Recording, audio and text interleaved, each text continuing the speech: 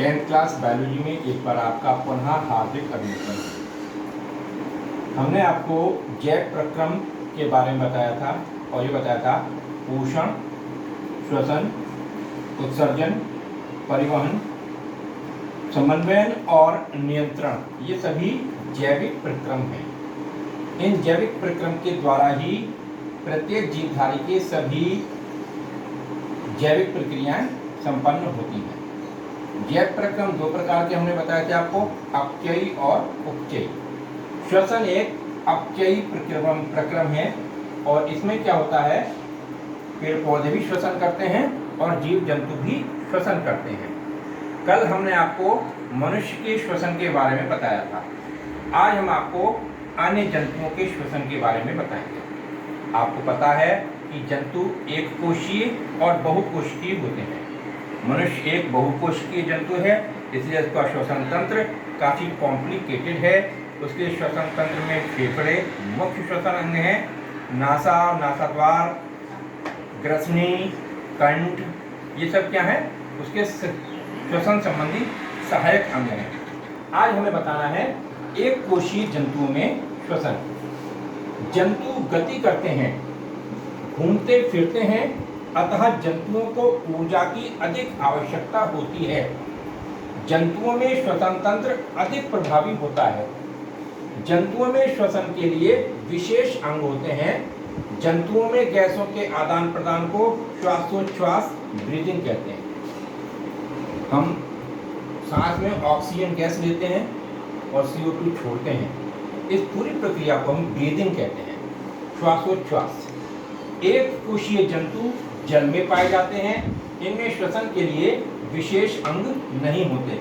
हमें तो फेफड़े भी हैं, नाक भी है, नासाद्वार भी है, कंठ भी है, ये सब चीजें हैं, लेकिन एक कोशीय जंतु में सारे अंग नहीं पाए जाते। इनके शरीर में जल में घुली ऑक्सीजन कोशिका झिल्ली द्वारा प्रवेश करती है और इसी प्रकार से श्वसन में उत्पन्न CO2 भी जल में विसरित हो जाती है। यह क्रिया विसरण कहलाती है। विसरण क्या होता है, कोई भी गैस जहां पर उसका सांद्रण ज्यादा है वहां से कम सांद्रण वाली या शून्य सांद्रण वाली स्थान में जाती कोई गैस, तो उस प्रक्रिया को बोलते हैं विसरण। तो क्या होता है, एक कोशीय जंतु जो जल में रहते हैं उनमें विसरण विधि से श्वसन होता है। उनमें अलग से कोई श्वसन के अंग नहीं होते। जल में घुली हुई ऑक्सीजन को ही ये श्वसन में प्रयोग में लाते हैं। अमीबा, पैरामीशियम, स्पंज तथा प्लेनेरिया आदि एक कोशिकीय जंतु अपनी कोशिका झिल्ली द्वारा श्वसन करते हैं। केंचुआ, अच्छा ये तो होगा एक कोशीय जंतु। अब केंचुआ बहुकोशीय जंतु है, लेकिन उसमें भी नाक नहीं है, फेफड़े नहीं है। वो कैसे करता है, केंचुए की त्वचा पतली तथा आर्द्र होती है, अतः केंचुए श्वसन के लिए आवश्यक O2 आर्द्र त्वचा द्वारा अवशोषित करते हैं। इस O2 का केंचुए की सभी कोशिकाओं में रक्त द्वारा परिवहन होता है।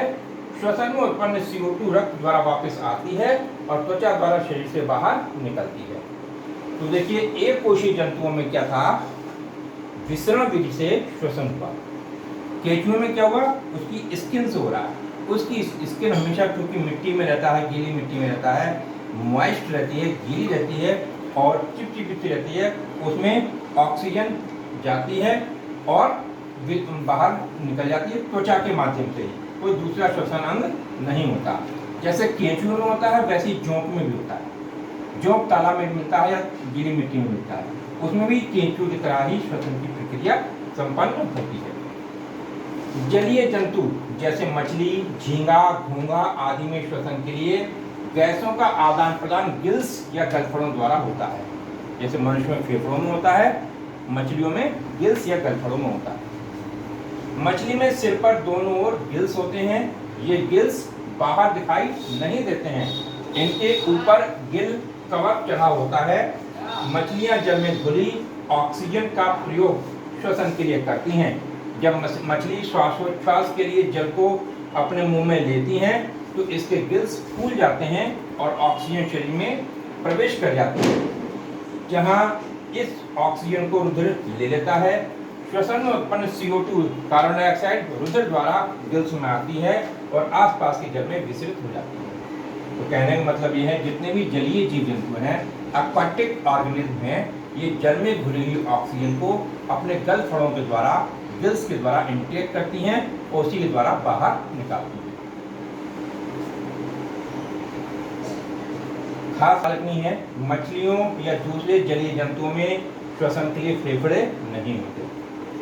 मनुष्य जैसे जंतुओं में गलफड़े नहीं होते, केवल फेफड़े होते हैं।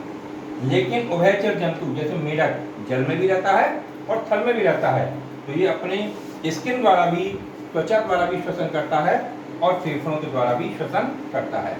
कहने का मतलब यह है, चाहे एक कोशीय जंतु हो, चाहे बहुकोशीय जंतु हो, चाहे बहुत कम विकसित जंतु हो, सभी जंतु करते श्वसन हैं और श्वसन में इंटेक करते हैं ऑक्सीजन का और बाहर निकालते हैं, एक्सहेल करते हैं कार्बन डाइऑक्साइड गैस। सबकी प्रक्रियाएं अलग अलग हैं। एक कोशीय जंतु विसरण विधि से करते हैं, मनुष्य फेफड़ों से, नासाद्वार, नॉस्ट्रिल, कंठ, वायु नली से करता है और मेढक जैसे जो है वो त्वचा और फेफड़े दोनों से करते हैं। थैंक्स।